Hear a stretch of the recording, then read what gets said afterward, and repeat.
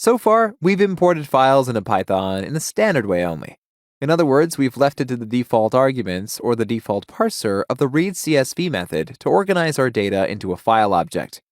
What we will do in this lecture is set an argument of the indexCall parameter to modify the content of our file object.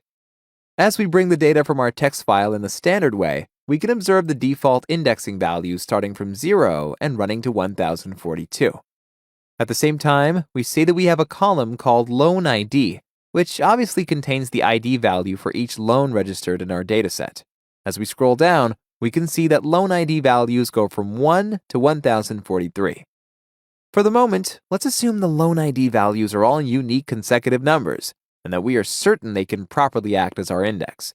That is, we don't want to use the automatically assigned index anymore.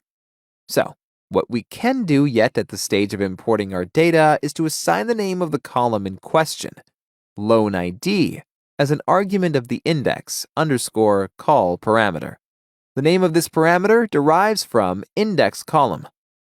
As we execute this cell, we can see that we don't have a default integer index that starts from 0 anymore.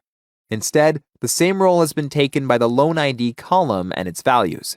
To indicate that loan ID is our index column, Jupyter has displayed its name on a level lower than the one of where the rest of the column names are. Moreover, the name and the values of that column have been displayed in bold. Whenever you are referring to specific rows from your data, and this is something you will always be doing while manipulating your dataset, you will need the values from your index. I can't stress enough how key of an operation setting the index of your data frame is. The reason is that it will have a crucial impact on your work with this file object later. By the way, I know it may sound a little confusing at first, but remember that indexCall is a name of a parameter you may need while working with the readCSV method. Otherwise, if you are using the DataFrame constructor method, setting index values will be done with a parameter called just index. This operation can be observed in our next example. Perfect! In this lecture, we showed you how to use the indexCall parameter from the readCSV method. You can use any of the other parameters available for this method identically, as suggested in the relevant page of the Pandas documentation.